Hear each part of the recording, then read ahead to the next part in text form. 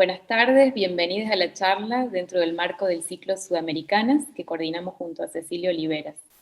Armamos esta muestra pensando en un cine que se filtra entre los márgenes de las ciudades a partir de un gesto salvaje y sensible, cineastas que generan comunidad aún en la distancia. Este ciclo de charlas y películas está pensado como un viaje hacia adentro de estas comunidades, películas que frágiles como el mundo se imponen frente a nosotros para compartir su experiencia. El ciclo está organizado por el Centro Cultural España-Córdoba en colaboración con los demás centros culturales de España en Sudamérica. La charla de hoy es a partir de la proyección de la película Ejercicios de Memoria de Paz Encina, quien estará en conversación con Santiago González. Santiago González es licenciado de Cine y TV, trabaja como crítico y programador y docente, lleva adelante la columna sobre la historia del cine en el sitio Con los Ojos Abiertos. Se desempeña como asistente de programación en el Festival de Cine de Mar del Plata. Paz Encina es de Asunción, Paraguay. En 2006 estrenó su primer largometraje, Hamaca Paraguaya, que recibió, entre otros, el premio de FIPRES de Cannes 2006. Luego realizó los cortos Río Paraguay, Viento Sur, entre otros. Ejercicios de Memoria, del 2016, es su segundo largometraje. Bueno, muchas gracias a Paz y a Santi por participar del ciclo. Ahora pasamos a la conversación con ellos. Bueno, gracias Anet, gracias Ceci, muchísimas gracias por la invitación. Estamos con Paz Encina, directora de Ejercicios de Memoria. Es un gusto saludarte, Paz.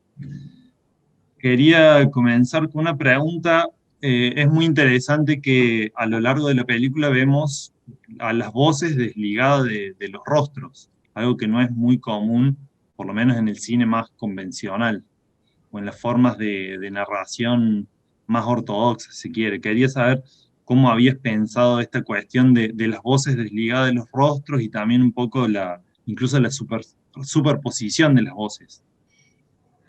Bueno, en realidad eso fue algo que se fue dando a través del proceso. Un poco porque lo primero que hicimos, en realidad la primera entrevista que yo grabé para Ejercicios de Memoria fue en el año 1998, muchísimo antes de decir, bueno, voy a empezar a hacer esta película. En ese momento me acobardé un poco, dije, no estoy lista para hacer esto. Y dejé ahí reposando y retomo mucho tiempo después. Y ya ahí tenía como esto que yo veía a la esposa de Agustín, y ya ella era otra que la que yo vi, claro, casi 20 años antes. Entonces, fue algo como que siempre me quedó ahí, como diciendo, bueno, ¿qué hago con esto? Y tampoco le di mucha importancia, pero me daba un poco vueltas en la cabeza. Y después, lo primero que hago fue ir con los hijos de Agustín a los lugares en los que ellos estuvieron en el exilio. Y las voces de ellos, al ver cada lugar de infancia, era como volver a ver a niños, era como estar escuchando a niños. Y yo ahí tenía casi la certeza de que ese rodaje tenía que haber sido solo sonoro. Eso por otro lado. Y si era por mí ya seguía, solo sonoro, y en un momento me dijeron, no, mira, Paz, esto es histórico de alguna manera, vamos igual con cámara, pero yo, porque me daba cuenta que iba y venía por el asunto de la imagen, y en un momento yo sentí que tenía que ir simplemente, y que si registraba sonido yo tenía lo que tenía que tener ahí. Y eso fue como lo primero que me brotó en relación a la forma que tiene Ejercicios. Después también que empecé a escribir el guión, y el guión era totalmente sonoro, por otro lado, que es un poco algo que responda a una estructura de pensamiento mía que se da por una casualidad, que es que yo tenía 4 años cuando mis padres me enviaron a estudiar guitarra clásica. Tengo hermanas mayores, un poco iba detrás de ellas, y entonces lo primero que yo aprendo a leer y escribir no son letras, son notas musicales. Y estuve todos mis 4 años, mis 5 años, mis 6 años leyendo y escribiendo música, porque antes no éramos esos niños de avanzada, que ya hacíamos miles de cosas a esa edad. Entonces, claro, mi estructura de pensamiento responde mucho al sonido, porque fue lo primero que yo aprendí a leer y a escribir. Fue básicamente con lo que fui alfabetizada. Y después fui mucho tiempo concertista de guitarra clásica, fue a lo que me dediqué mucho. Entonces, claro, escribir para mí un guión que parte de lo sonoro no es algo tan extraño, porque ya responde a eso. Entonces escribo el guión, claro, empiezo a transcribir las entrevistas, empiezo a ver y yo sentía como que ahí tenía algo maravilloso, que es que no tenía la imagen. Y que al no tener la imagen, yo sentía que estaba hablando de algo tan universal. Y pensé, claro, es que no hay significante. Y eso expande el sentido de lo que uno puede hacer que se escuche, de lo que esos personajes, por llamarlos de alguna manera, o esas personas están diciendo. Y por otro lado me pasó que yo nací en el 71 y tuve una infancia muy rural en Asunción. Asunción siempre fue una ciudad muy rural.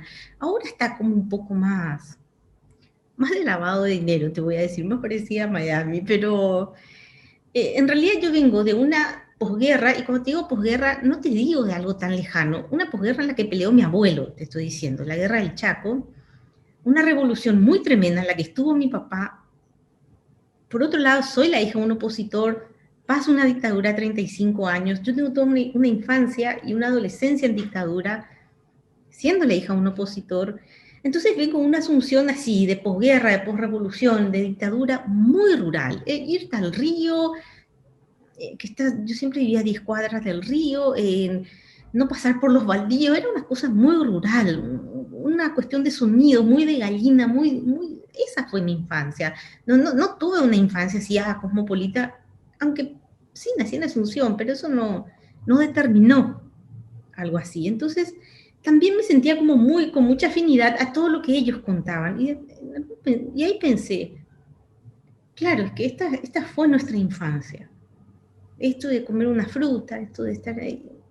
Entonces empiezo a pensar ya en una puesta de imagen totalmente cindida del sonido, porque también, por un lado, me daba una expansión y sentía que la vida de esos chicos era la vida de todos los chicos de dictadura, por lo menos paraguayos o de la región, y también porque yo sentía en esa infancia, a pesar de que fue una infancia muy difícil para ellos, yo sentía que ahí hubo una felicidad, y era donde yo me quería centrar. Era como, se estaba buscando a Agustín, es verdad, pero era ir a las frutas, aunque las frutas estén heridas, ir a la vajilla que donde alguna vez hubo una felicidad, era encontrar la felicidad, digamos, de alguna manera, y poder dar eso. Esa fue un poco mi decisión con ejercicios de memoria. Tuvo un aspecto formal muy fuerte, en decir, bueno, voy con la imagen por un lado, voy con el sonido por el otro, expando significante, y también un poco de trasladar estos conceptos que Deleuze había dado para la imagen recuerdo o imagen sueño, también al sonido. El sentido de generar también un sonido recuerdo o un sonido sueño. Porque es algo de lo que se habla mucho de la imagen. Yo te digo, por una cuestión tan simple como estructura, de formación, puedo solamente pensar en el sonido en relación a eso. Me cuesta muchísimo pensar una imagen recuerdo si primero no pienso en un sonido recuerdo, por decirte de alguna manera. Y era para mí caminar en ese espacio de felicidad que existía todavía, a pesar de tener un padre desaparecido. Qué difícil, por otro lado. Que estaba entre el recuerdo y el sueño, en el ensueño, te voy a decir. Entonces era casi tratar de llegar a ese espacio. Esa un poco fue mi decisión con ejercicios de memoria. Y por otro lado, el espanto de la realidad, que se da a partir de estos sonidos documentales, que en ejercicio de memoria hay uno que es una delación, que parece un destino, porque esto es muy paraguayo lo que te voy a contar, pero la directora del Archivo del Terror, que son los archivos de la dictadura, había sido mi profesora en el colegio. Entonces, eso a mí me dio una posibilidad de poder entrar al archivo un poco como si estuviera en mi casa.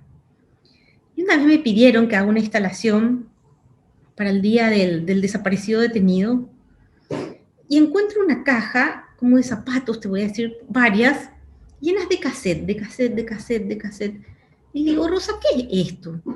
Me dijo, bueno, son unos cassettes, un poco de los registros de los piragüe. Piragüe es un término en guaraní que es la conjunción de dos palabras, pu, que es pie, iragüe, que es peludo. Eran los pies peludos, los silenciosos, los que andaban como escondidas.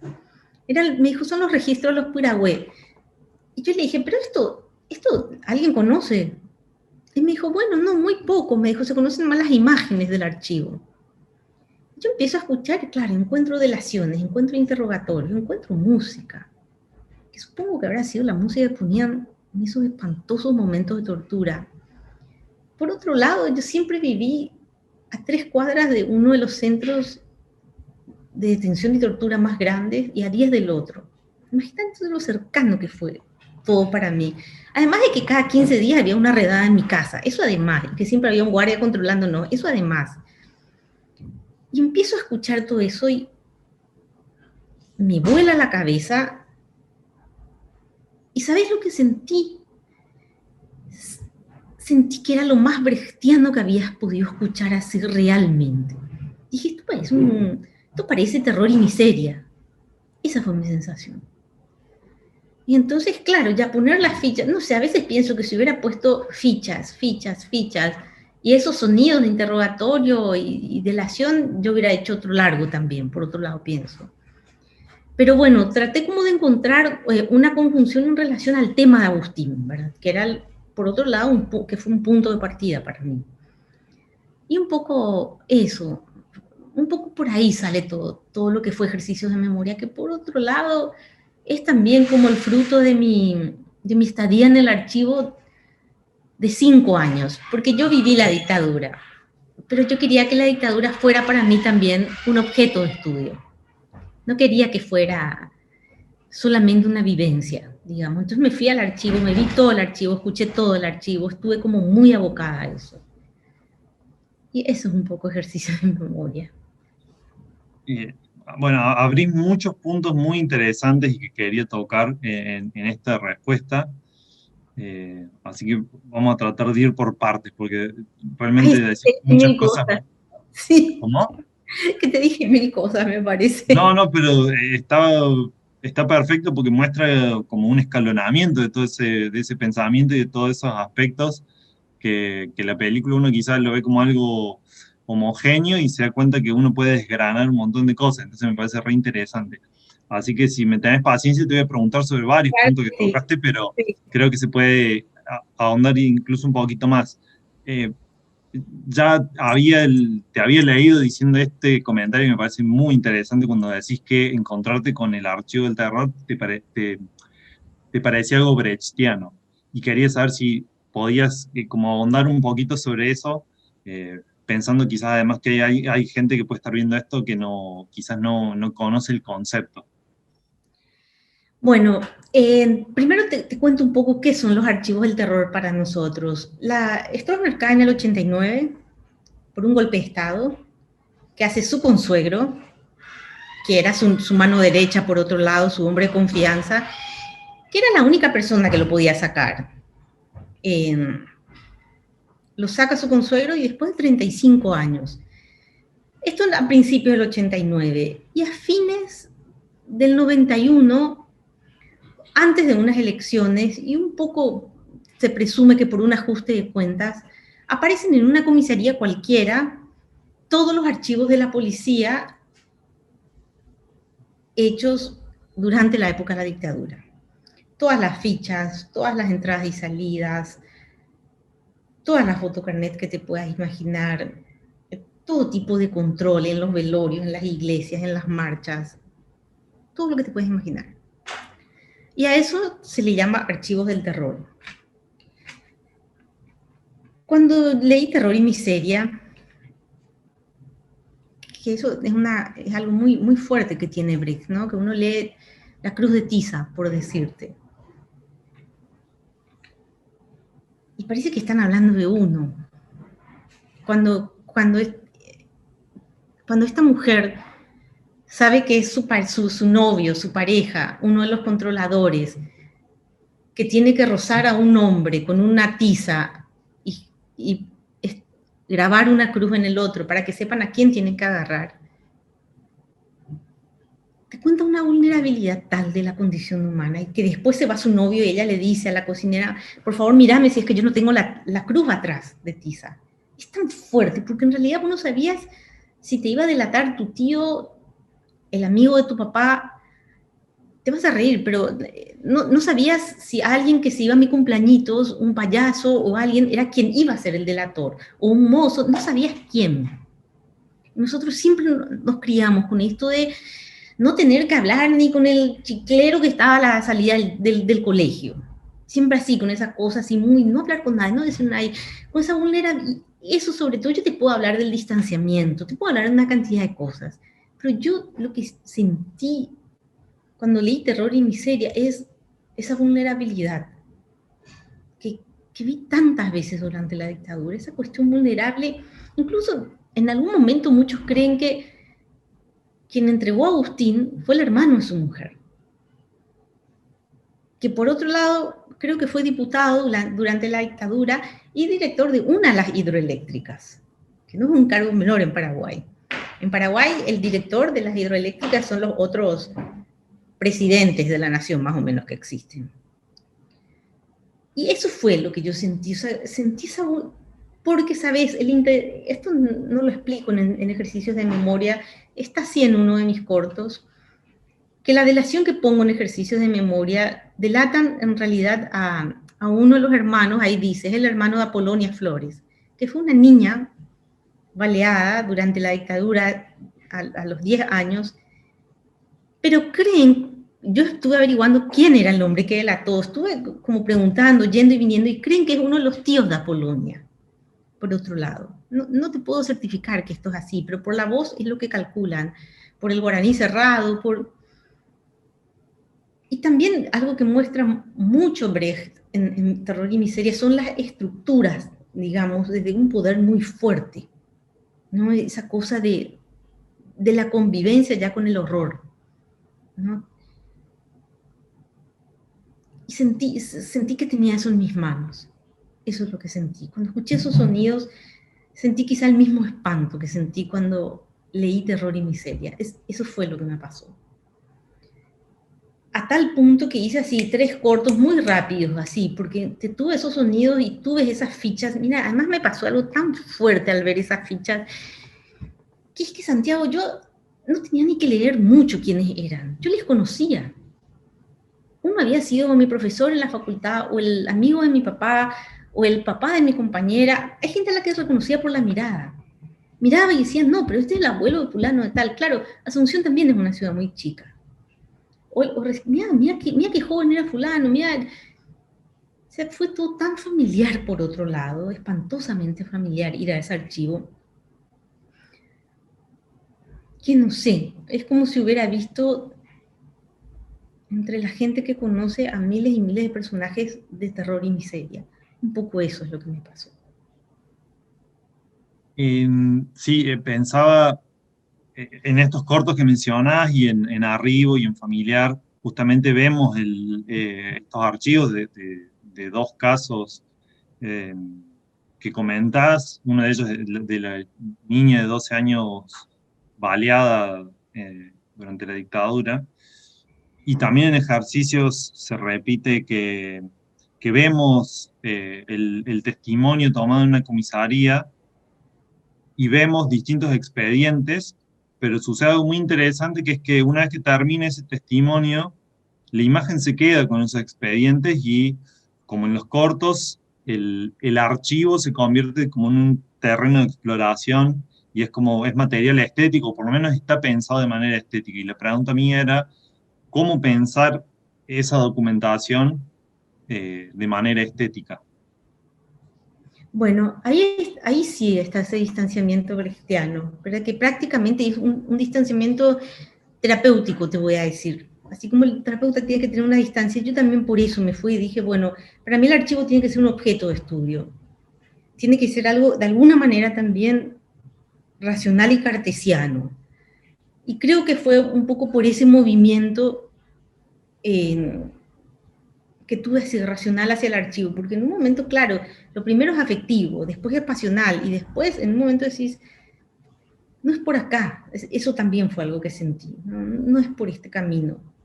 Quizá porque me entraba mucha rabia, quizá porque lo que me generaba era así, uno no quiere decir, pero me generaba tanto odio, tanta rabia, tanta impotencia, tanta angustia, y ahí fue que dije, no, este no es el camino. O sea, tuve que hacer como otro movimiento y conseguir que eso fuera para mí un objeto de estudio y después decir, bueno, ahora puedo hablar de esto. Fue tiempo, en realidad. Es algo que solo pude hacer con la persistencia y con el tiempo.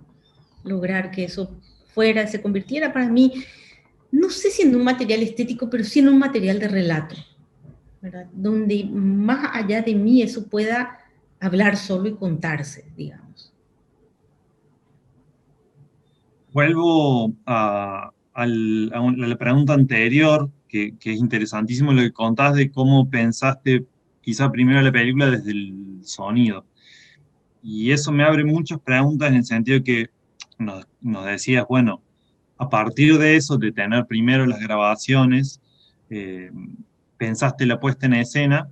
Lo que no me quedó claro y quería saber si podías comentar un poquito más es si el rodaje tuvo algo de experimental, es decir, sabemos que primero viene el sonido, lo que ya lo desmarca de una forma de hacer cine,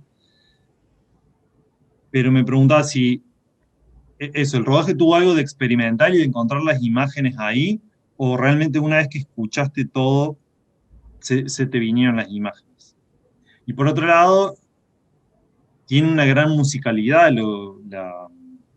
todo lo que suena, no solo en lo que respecta a las voces, sino todo lo que está sucediendo. Vos creo que comentaste algo y yo ya lo sabía antes, hice trampa, investigué y sé que vos has estudiado como concertista de guitarra, tenés una formación musical, eso nos lo comentaste. Quería saber si eso es algo bien intuitivo, la cuestión musical, o si realmente tenés alguna forma, por decirle, de pasar eso a partitura, lo que sería una especie de partitura cinematográfica a la hora de luego ya plasmarlo en lo que es una película, en este caso en ejercicios. Bueno, te respondo la primera pregunta.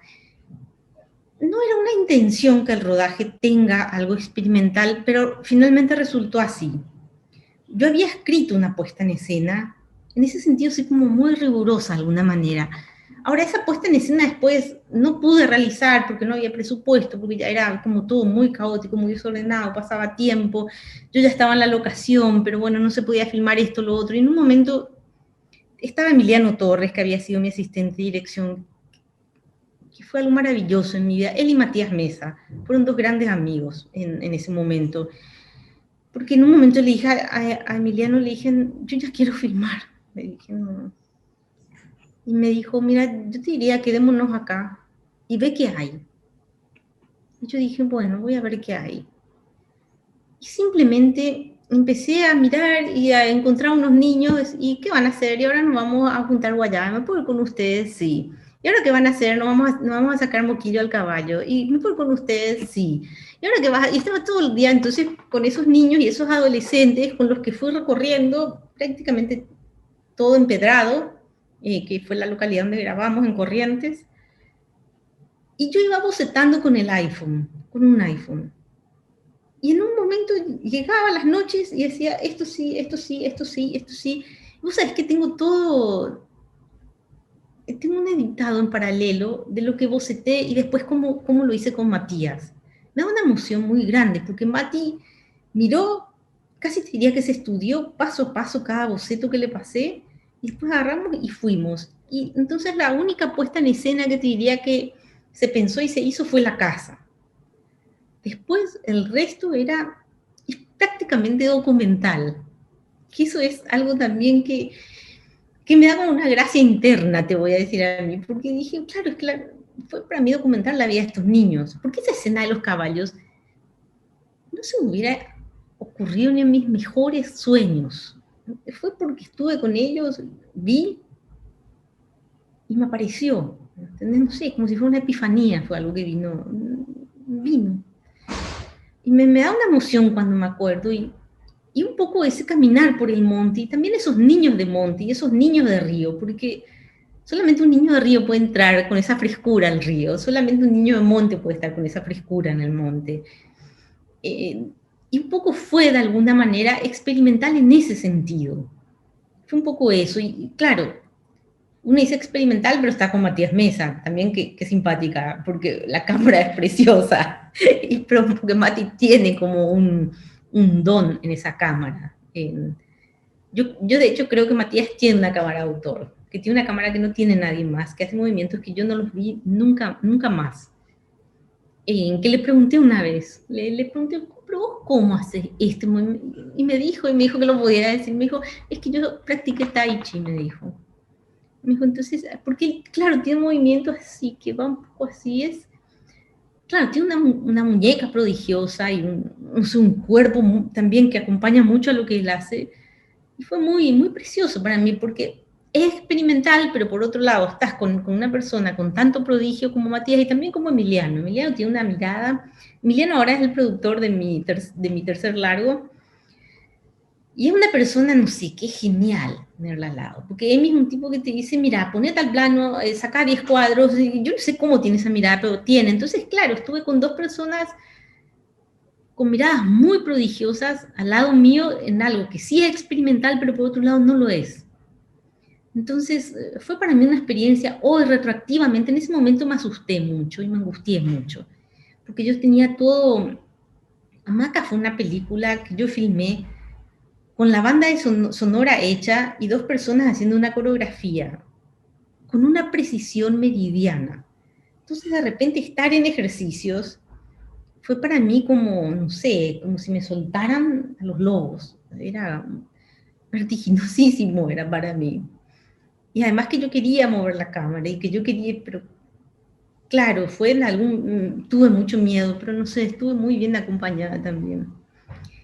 Y por otro lado, lo que me preguntas del sonido, yo escribo, Guido Berenblum, que fue el sonista Hamaca, cuando leyó el guión me dijo, vos estudiaste música porque esto es una partitura, me dijo, porque yo escribo, se escuchan los grillos, silencio, se escucha el perro, ladra fuerte, el diálogo, tal cosa, suena un trueno, es un trueno largo, que empiezo a escribir así, y es un poco, yo creo que es esa estructura, que también esa estructura me dio algo que yo valoro muchísimo, que es la de caminar en el tiempo como si nada.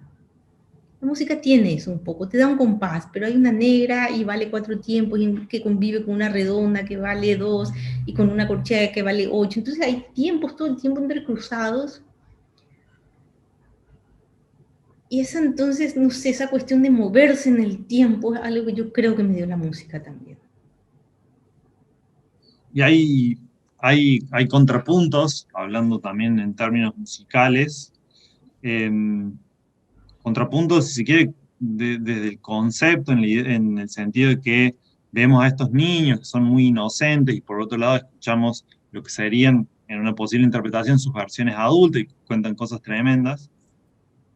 Pero también hay distintos tiempos en imagen y sonido, y la imagen tiene casi como un pequeño ralenti, ¿no? Que es además una forma de usar la cámara lenta que no tiene nada que ver de vuelta con lo que se hace en el cine convencional, como una forma de quizás de añadir dramatismo forzadamente, o por lo menos remarcar cierta acción. Pero este es como un ralenti muy, muy preciso y muy sutil. Y quería que nos cuentes cómo pensaste este tiempo suspendido en relación a lo que estás contando. Eso es algo un poco que fue una decisión que tomamos con Matías, porque yo le dije, mira que ellos no se mueven, porque me preguntó Matías, bueno, ¿el punto de quién? ¿El punto de vista de quién es? Y yo le dije, es el punto de vista de Agustín, como si Agustín estuviera con esos chicos. Y Matías me dijo, ¿pero te parece ir a 24 cuadros? Y yo le dije, no sé, porque el tiempo no es el de 24 cuadros, o sea, ellos no están en el tiempo de los 24 cuadros. Y ahí Matías me dijo, bueno, te hago una propuesta, vamos a 33, de última si querés volvés a 24. Y me pareció como una muy buena propuesta, sobre todo por el terreno en el que estaban estos niños, en relación a que no estaban en un pasado, no estaban en un presente, estaban como en una, así, como si estuvieran en entresueños, te voy a decir, en un ensueño. Entonces era encontrar también como esa velocidad para esos niños, para, no sé, yo a veces, o sea, es que yo a veces pienso, Santiago, que nosotros estamos muy alfabetizados con respecto al cine. Que venimos con una alfabetización y pensamos que eso es filmar bien. Y claro que yo quiero filmar como Bresson, por supuesto que quiero filmar como Bresson. Llego a filmar como Bresson, me polarizo los ojos y no le miro nunca más a nadie, más o menos así es lo que yo pienso en mi cabeza. Claro que queremos todos ser Tarkovsky, claro, pero nuestra alfabetización también es muy norteamericana, y nuestras referencias son también muy europeas. Y ahí es que yo me pregunto, pero yo que soy paraguaya, ¿dónde me encuentro acá? ¿Me encuentro en eso? Y a veces no. Y ahí es cuando a mí, en algún punto, cuando me dicen, pero tu trabajo es experimental, no es experimental. Es quizá que hice una ecuación que hicieron los maestros del cine, como Ozu, que un día te rompe un eje. Claro, Ozu pasó por la Segunda Guerra, por ser prisionero, para decir, yo ya quiero ser japonés, ya no quiero más filmar estas películas norteamericanas. Y un poco eso, ¿no? Que es donde yo me encuentro como paraguaya y cuál es el tiempo que yo siento que es el de mi país. Y ahí es cuando yo empiezo como a buscar entonces una cantidad de códigos en decir en qué tiempo me encuentro, en qué sonido me encuentro, en qué imagen me encuentro, en qué paleta de colores me encuentro, en qué luz me encuentro, cómo es la luz de mi lugar, cómo es la luz de mi país. Y si a mí, no sé, si bien a mí la luz de Willem Hammershøi me parece la luz más hermosa del mundo, o la de Vermeer, pero por supuesto que son luces, esas mujeres que tiene Hammershøi son, trasladar eso a lo mío es igual un movimiento muy grande, porque tengo que trasladarla con mi luz, con mi lenguaje, con mi tiempo, o con el que yo siento que me puedo mover. Y ahí es cuando yo trato de ver también, de encontrar como una conjunción entre lo que yo siento que es mi alfabetización como una paraguaya y lo que es la alfabetización en sí cinematográfica. Un poco eso es lo que yo trato de encontrar también cuando hago una película. Quizá Hamaca sea más una síntesis en relación a ejercicios, o está más lograda que ejercicios. No sé decirte muy bien, todavía no tengo la retrospectiva necesaria, o la perspectiva, ahí me viene la palabra, necesaria como para decirte eso. Y por un lado, como con Hamaca me fue bien, yo sabía que si hacía 2 o 3 películas más como Hamaca paraguaya, me iba a ir re bien. Pero no sé si era lo que yo quería, que me vaya bien, por decirte. Claro que quiero que me vaya bien, pero pienso que además por una cuestión del momento en el que está el cine en Paraguay, que están haciendo, había que buscar y decir, bueno, una pregunta también por otro lado, tan de la condición humana, ¿no? Que es, ¿quiénes somos? ¿Dónde estamos parados acá? ¿No? Un poco eso fue también como algo que me movió en relación a ejercicio y hamaca. Decías algo muy interesante sobre luz. Tus películas también suceden en hamaca. Tienen algo muy impresionista de capturar ciertas sensaciones hasta climáticas. Y en eso también es muy interesante que vos decís, bueno, comparando tu película anterior, tu largometraje anterior, Hamaca y Ejercicio de Memoria, yo si puedo aportar algo son muy interesantes en relación a esto de la luz, son 2 climas distintos, si se quiere. Hay algo mucho más luminoso en Ejercicio de Memoria. Y te quería preguntar qué es lo que descubriste en esa luz. Es complicada la pregunta, perdón, pero si se puede poner en palabras. No, voy a contar por qué no es tan complicada y me vas a decir, sí cualquiera. Porque ejercicio yo iba a trabajar con Billy Benich de nuevo, que fue el fotógrafo de Hamaca. Yo en Hamaca no tuve un director de fotografía, yo en Hamaca tuve un maestro que me enseñó a mirar la luz. Claro, Billy es pintor, por otro lado. Y Billy me enseñó a pararme y a empezar a mirar la luz y a decir, vamos a trabajar con luz natural, y vos querías un amanecer y un atardecer, ok, nos vamos a sentar en este punto y eso es lo que vamos a mirar. Y empecé a mirar por varios días, 24 horas del día, la luz con Billy. Fue una de las experiencias más hermosas de mi vida. Fue algo más precioso que me habrá pasado. Después, para ejercicio de memoria, yo quería trabajar con él, pero Billy no estaba de acuerdo con mover la cámara. Yo quería mover la cámara. Y Billy me dice, bueno, quizá esta no sea la película para trabajar conmigo. Y yo me asusté. Como soy un poco miedosa, dije, ah, bueno, Billy me dice, no, yo me voy a su papá, me voy al chango. Dije, y me fui a trabajar con el chango. Y el chango, que es un hombre muy hábil, me escribe un email y me dice, anotame todo lo que pensás.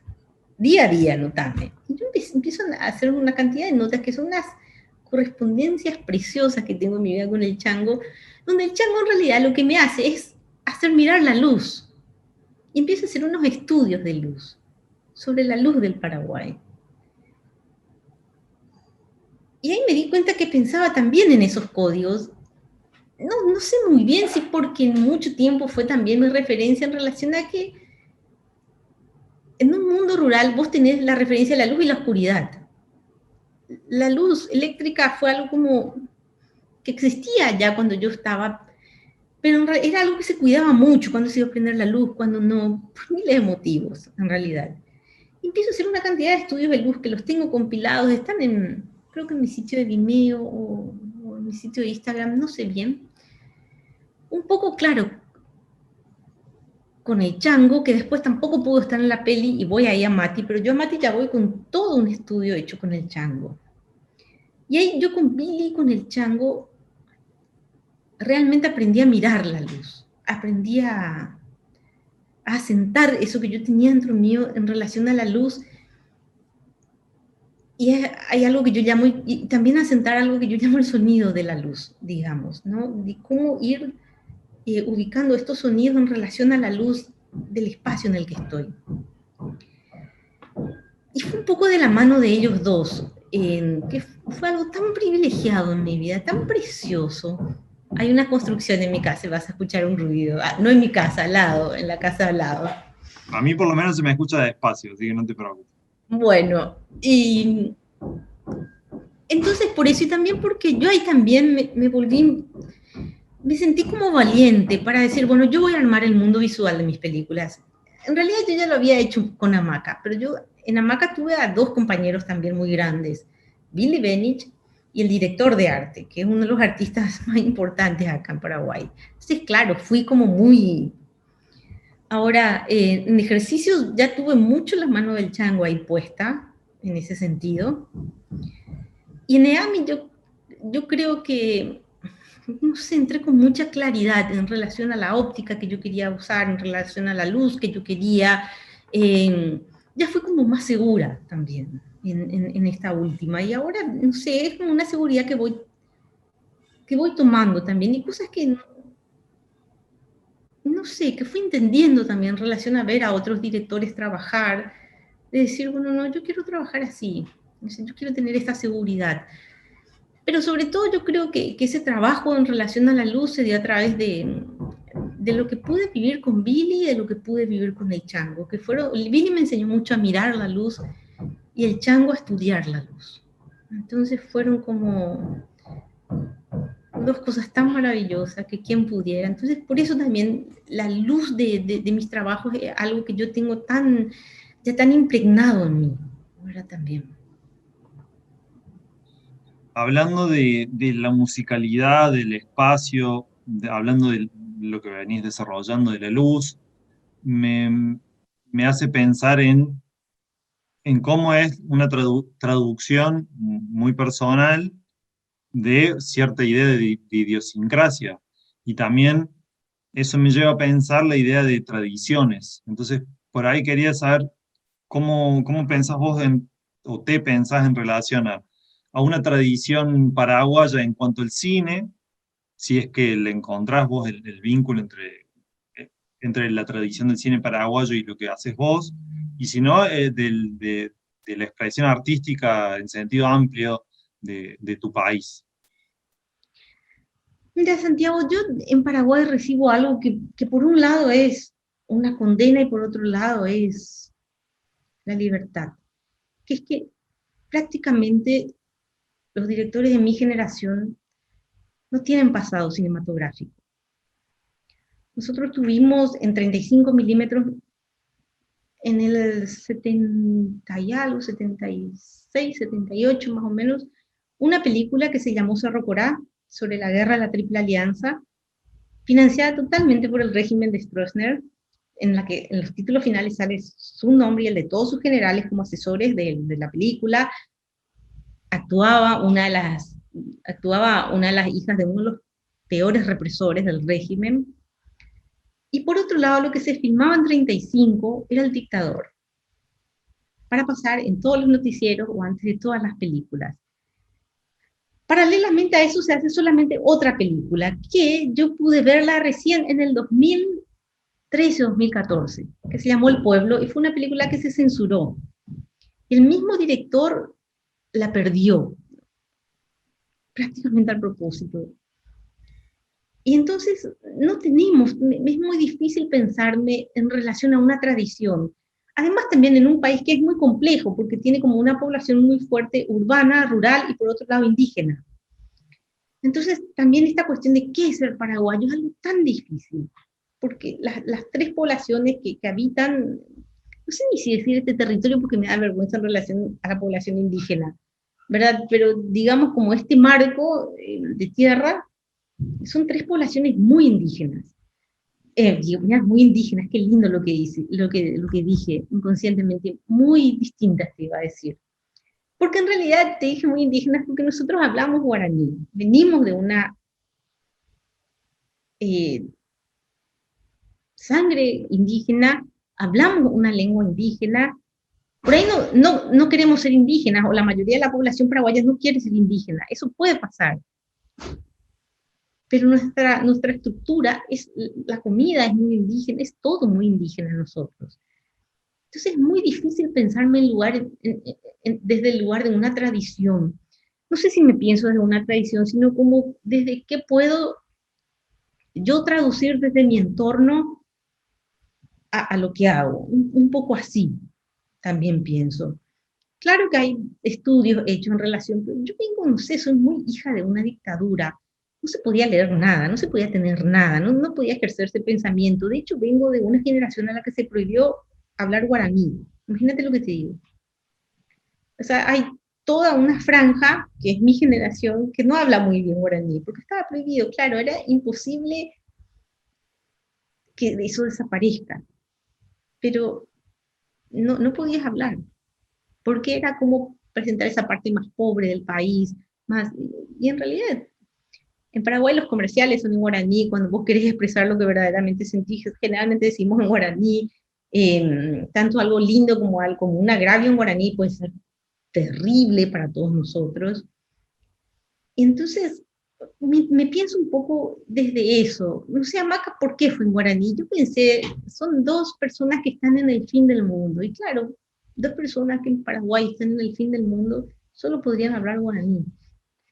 Y en realidad no es por una cuestión, ni siquiera fue por una cuestión antropológica, fue por una cuestión así de relato, te diría, que eso me pasó.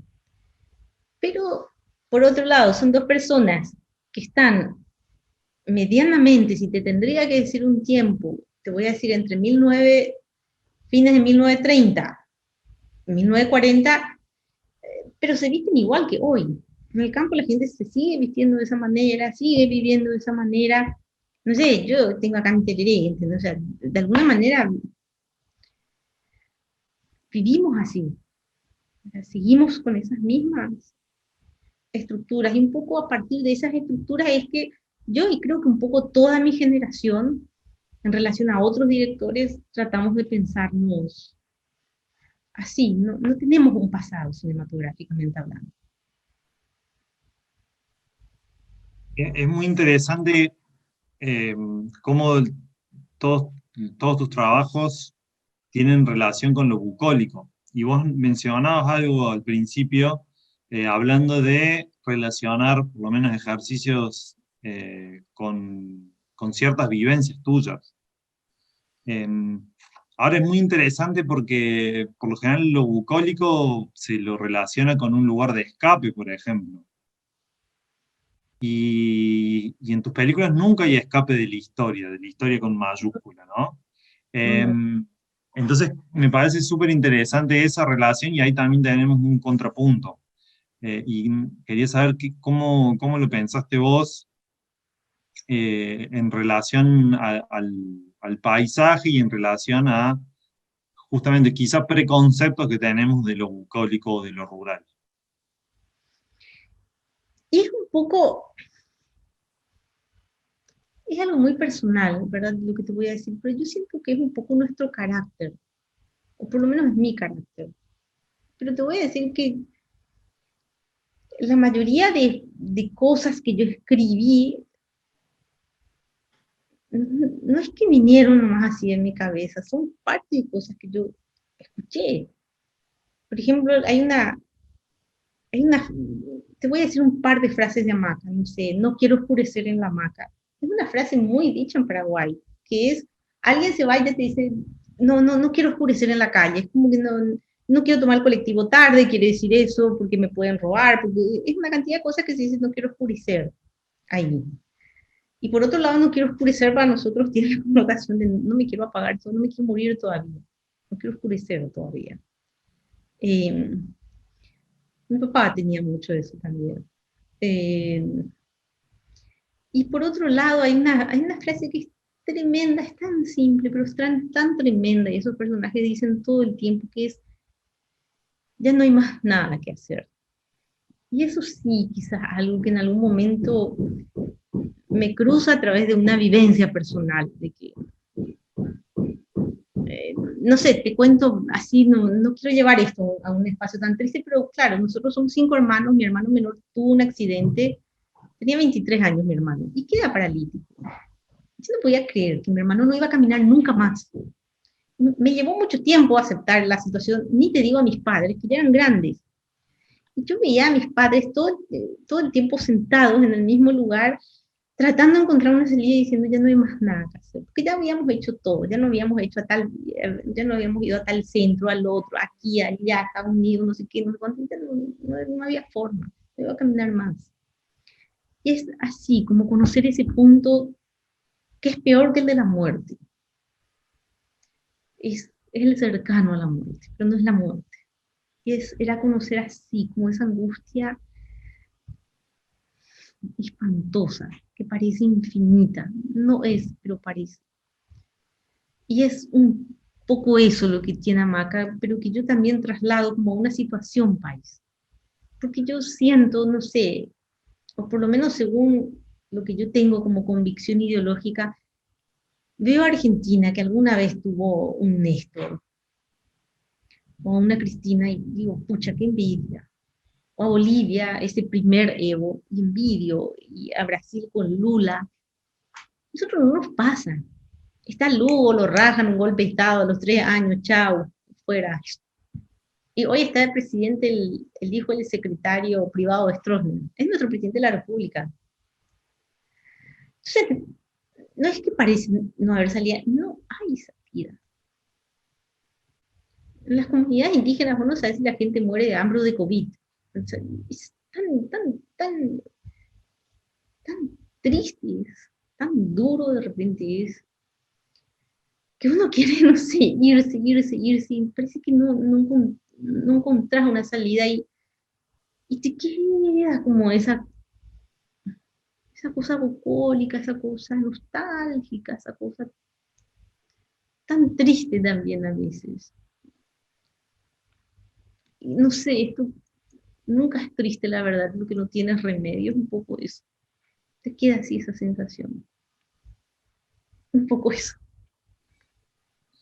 Eh, Dentro de todo este malestar que describís, otra constante que vi en tus trabajos, y obviamente se aprecia acá en ejercicios, y saco esto también a colación porque me interesa, pero también porque es una invitación para la gente que nos está viendo para que vean tus otros trabajos.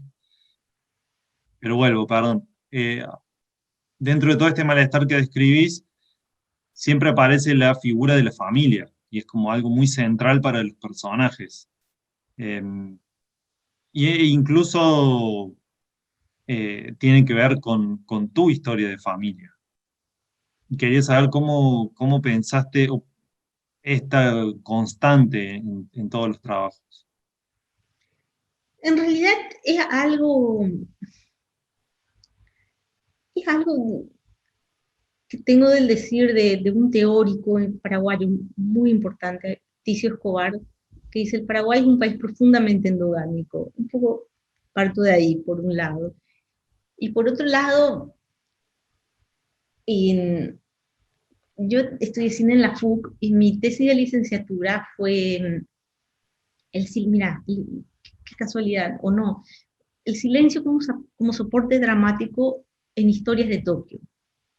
Y claro, estudié tan profundamente Bosu, y él te muestra que las relaciones, cruzando esas relaciones familiares, en las que él te habla una vez de hijos que no cuidan a los padres, de padres que se sienten solos, del hijo y el padre, y es un poco que agarro también esa dinámica, y me da vergüenza decir de Bosu, pero es un poco eso lo que intento agarrar, sabiendo que ahí está todo, y por otro lado que vengo de un país en el que todo se une de esa manera. ¿Dónde estuviste hoy? Estuve en la casa de fulano. Fulano es el hijo de Sultano y Mengano, ¿verdad? Porque, o sea, nos conocemos entre todos, tío. Me fui al archivo y conocía tanto a los represores como a los represores, conocía a todos. Entonces era un poco de ahí también que tomo, y también porque es lo que a mí me interesa. A mí las relaciones entre padres e hijos es algo, no sé, que es lo que me emociona. Me emociona mucho hablar de eso siempre. Es algo donde para bien y para no también me puedo encontrar infinitamente. Entonces pienso, no sé, que si a mí me emociona a alguien más le puede emocionar. Es un poco, es una ecuación tan simple finalmente, pero es esa también, un poco. Creo que encuentro alguna verdad, eso me pasa un poco. En esta invitación a quienes nos ven de descubrir tus trabajos, se van a encontrar con que vos haces muchas instalaciones.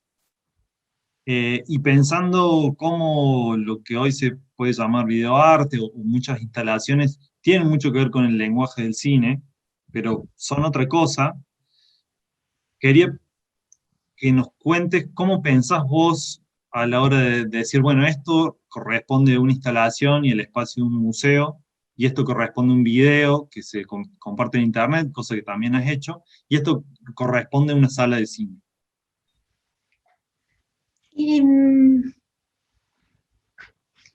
Mira, algunas veces partí como desde la premisa de queremos que hagas una instalación y hago una instalación para algún lugar. Otras siento que simplemente es algo que se va conformando. Por ejemplo, los cortos que tengo de la trilogía Tristezas de la Lucha, primero fueron instalaciones urbanas hechas para los 20 años del archivo, de hallazgo del archivo del terror.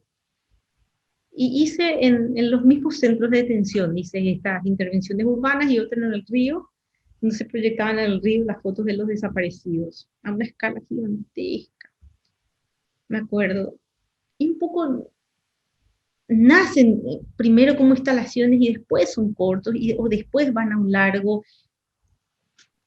Eso sí te puedo decir que me muevo mucho por instinto. Por ejemplo, hice ahora unas crónicas de montaje que yo creo que son instalaciones, más que algo audiovisual en sí. Creo que va a tener un carácter de instalación y que hice para la plataforma de Instagram, no hice para una plataforma cinematográfica o para el cine o ni siquiera de televisión. Hice para una plataforma de redes sociales y que creo que puede trasladarse a una instalación ahora. Creo que también tiene que ver con una cuestión de sobrevivencia eso, que yo sé que no puedo filmar constantemente. Vengo a un país donde estamos ahora en proceso de elegir por primera vez en nuestras vidas el director de un instituto de cine. No teníamos ley. Se aprobó el año pasado. Entonces, no podés estar pensando, no sé, cómo ser tan delicado. Yo siempre voy a ir así. Yo sé que no es mi realidad. Entonces, creo que tiene que ver un poco con esa cuestión de sobreviviente que me tocó ser. de país y por miles de otros motivos. Entonces, tengo tanta necesidad de hacer que digo, bueno, a ver qué. Ahora, bueno, a ver qué puedo hacer. No sé, ahora tengo 2 películas que quiero hacer desde la plataforma Zoom. O sea, yo tengo tanta necesidad de hacer que creo que eso también de ir, y también de la libertad que se da el video, por otro lado. Yo encuentro en el video o en las instalaciones una libertad que no encuentro tanto en el cine. Encuentro igual, porque siempre encuentro algún productor que va por mis películas que yo sé que no son las convencionales, y algo que agradezco mucho en realidad. Pero también encuentro como un espacio de libertad. El año pasado presenté en la Fundación Cartier una instalación. Ellos tocaban el tema del árbol específicamente, y yo elegí el árbol como refugio de infancia, de primera infancia. Y en realidad era a partir de la figura del árbol empezar a saber cuál fue mi primer recuerdo, cuál fue mi primera caricia, si me cantaba alguien en las noches al dormir, un poco explorar como ese territorio, pero tan de, porque no sé cuál fue, creo que sé cuál fue mi primer recuerdo, pero en realidad no sé bien.